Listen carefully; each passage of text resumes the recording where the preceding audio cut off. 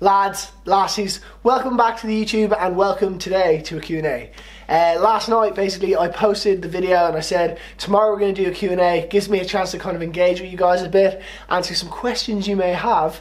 Of course, I said comment below and I spelt below wrong, but that's neither here nor there. When I woke up, there was like over 100 questions, like well over 100 questions. So thank you to the lads and lassies for coming through. I am literally just going to pick them at random. I haven't like selected anything or anything in advance. I'll try and do a variety of some questions with some substance and also like some chillers as well, so it's not too serious. But anyway, let's just go straight into it. Tyler Champion. I might not say all your names, but for now anyway. Do you ever think you would come to Texas to wakeboard and check out our lakes and cable parks? Absolutely, 110%. So I've only ever actually really been to Florida and to California in America, so I would love to kind of explore more of the States. My friend JB O'Neill, who's been on the channel a few times, he's a bit of a wild man, but he lives in Texas, so maybe next summer at some stage I'll go and visit him and check out Texas. Question number 2. Is this house you are living in yours, or do you live with your parents? So I live with my family, with my mum and dad. I also have one sister, but she doesn't live here. But yeah, so I like, it's quite a cool house and stuff, but for sure I want to move out, and that's kind of a goal of mine, maybe in the next year. I don't know. I'm for sure I don't want to move out and then compromise my lifestyle. So if I can afford to move out and still travel and do fun things and live the dream, then I'll do it. But I'm not going to sacrifice that so that I can like live in an apartment with some friends or something like that.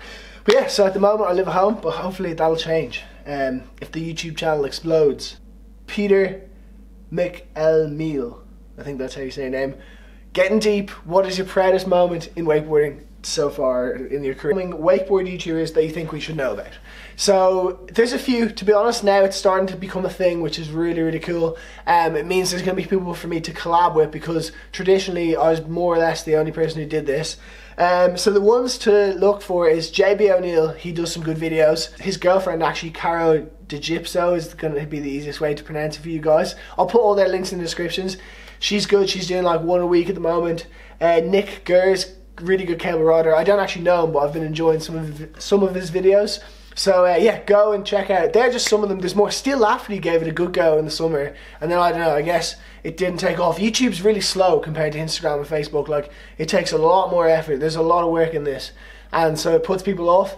But if I reckon Steel would have been on the money with it if he had kept going. So hopefully he sees this and keeps going. But yeah, so they would be the ones I'd recommend. But hopefully more and more will come day in, day out. How long did it take for you to start earning money from wakeboarding? So that's a good question, and everyone loves to know about money. So first of all, I'll tell you, when you're a pro wakeboarder, you don't make very much money. It's deceiving. Obviously the top guys do, but like, I still live at home with my family. I don't like have quite, like, I know I'm traveling all the time, but that's actually how I go and make money. Like, when I was in New Zealand, I was like working. I wasn't just going out and spending loads of money, if that makes sense. So you don't earn that much, but it's a sick lifestyle. When I started earning money, I believe the first paycheck I got was when I was 16, and I went to a competition in the UK called Wakestock, and I managed to somehow win it. I got £2,000, and I'll put a little picture of me right here. But basically, like, I didn't know, I was freaking out. Like, I looked like, oh my god, I've got £2,000 to spend. Like, that is a lot of chocolate bars. But I ended up blowing it on a car, like probably all my other money that I've ever had. But anyway, I actually love cars, and maybe that's something I've thought about doing more on YouTube. I'm thinking of maybe doing some, like, I don't know, maybe do like a build or something, I don't know. That's just down the line. I love cars, but I don't really have much time. So there's a few questions just scrolling through about kiteboarding. Obviously I did it like 4 or 5 months ago, said it was like my new favourite thing, and then never went again. There's a few reasons for it, but honestly I loved it, and it really is something I want to get into. It involves, though, like, probably a lot more coaching, and it involves a lot of gear, and it's very weather dependent. So I definitely want to do more of it, but I think what I'm going to probably do is, if I can afford to, I'll probably go away on like a trip for a week and just learn it, because I feel like that's the best way. Like, if I was teaching someone wakeboarding, if you take them away for a week, do like an intense like course, you learn so much more than if you do it like once now and then once again in 4 months, and then, do you know what I mean? So yes, kite surfing or kiteboarding is going to be something I'll do more, but it's just going to take some time, I guess. But don't worry, I will do it. I absolutely loved it. It was sick. Let's scroll right up. Which current wakeboarder do you look up to / inspiration for creativity? So I'd say I have maybe 3 wakeboarders who I've looked up to massively. The first is Sean Murray, and you've all probably seen the video with that, and that was probably literally one of the biggest dreams come true. The second is Nick Davies. Probably even more so, I love the playful style he had on the cable, and just like that's influenced my riding massively. And I have also done a video with him. So then there's one left, and that is Parks Bonifay, and we're going to make that one happen eventually. Sean actually said he might be able to hook me up with that, so hopefully in the next 12 months we'll be doing a video at Parks. But they're the 3 who've influenced me the most, for sure. I just love people who actually look like they're enjoying what they're doing, but I also love watching like guys like Dowdy and Harley and Corey who just do bangers and stuff, because that stuff's insane. What is your best trick and what is your favourite trick? Best trick, toe side 1080, but I've only ever done it once. The reason I haven't been able to do it again is just life takes over, and it's really hard to kind of, and actually to go on to the question of like double flips on the boat, which came up like 10 times. I would love to do it, but you have to be in such good physical shape. So if you look at Dowdy, Harley, Corey, Tony, all those guys, Nick Rapper, they are in seriously good shape. And to be quite honest, I'm not in bad shape, but I'm not physically fit enough. I would need to spend probably 3 weeks on like a Centurion RI 237, like the big boat, big wake.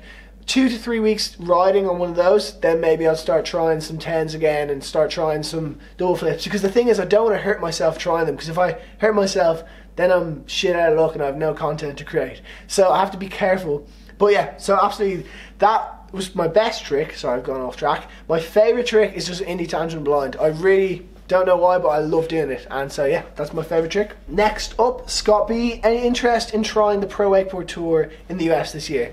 To be honest, absolutely zero interest. When I was younger, when I was like 17, 18, that's kind of what I wanted to do. Then I moved to Florida. This is long before the YouTube days. Moved to Florida for 1 year, kind of lived there off and on.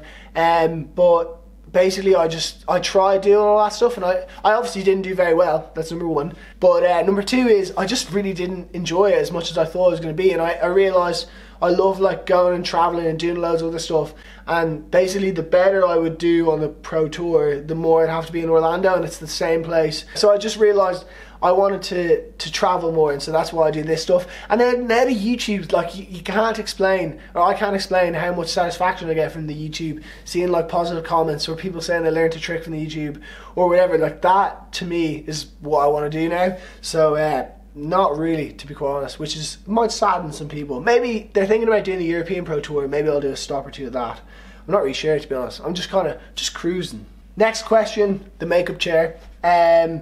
What were some highs and lows of the trip you were just on? Favourite and least favourite parts?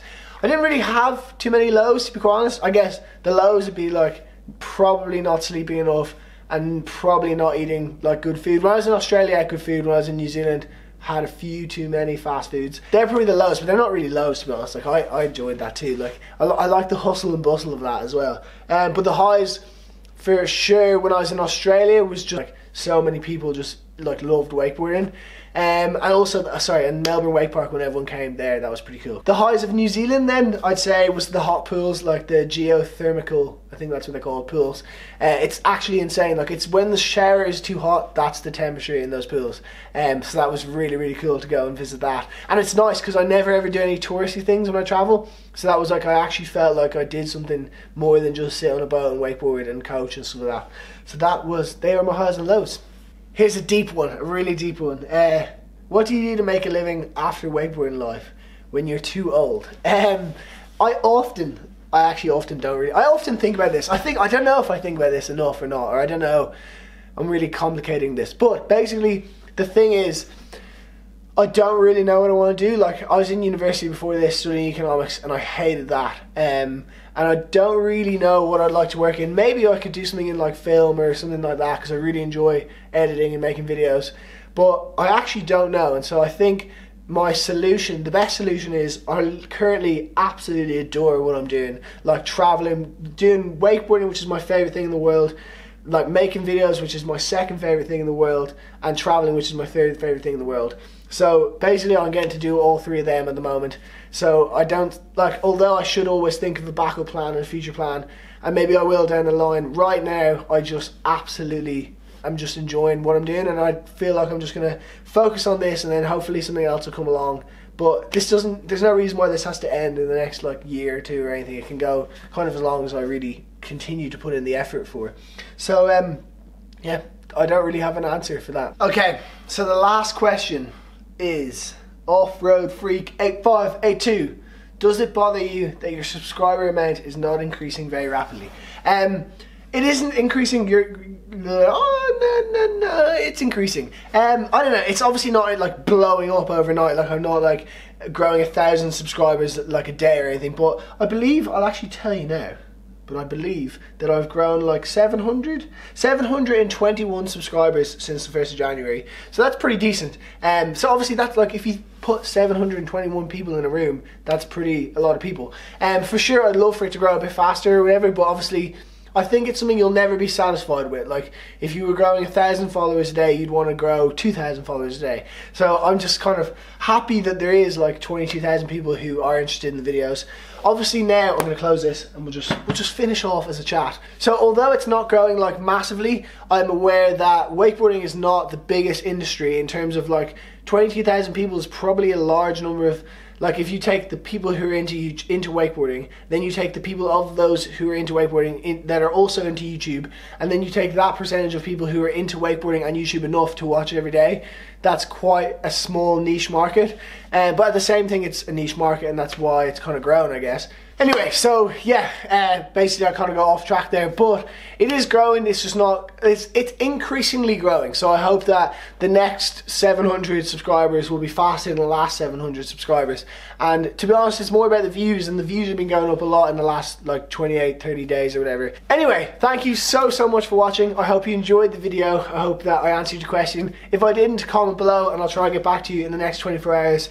But yeah, there'll be another vlog tomorrow, so make sure that you hit the subscribe button, or you can watch yesterday's video here. Either way, thank you so much for watching and for being one of the lads and lassies, and yeah, we will catch you tomorrow. See you then.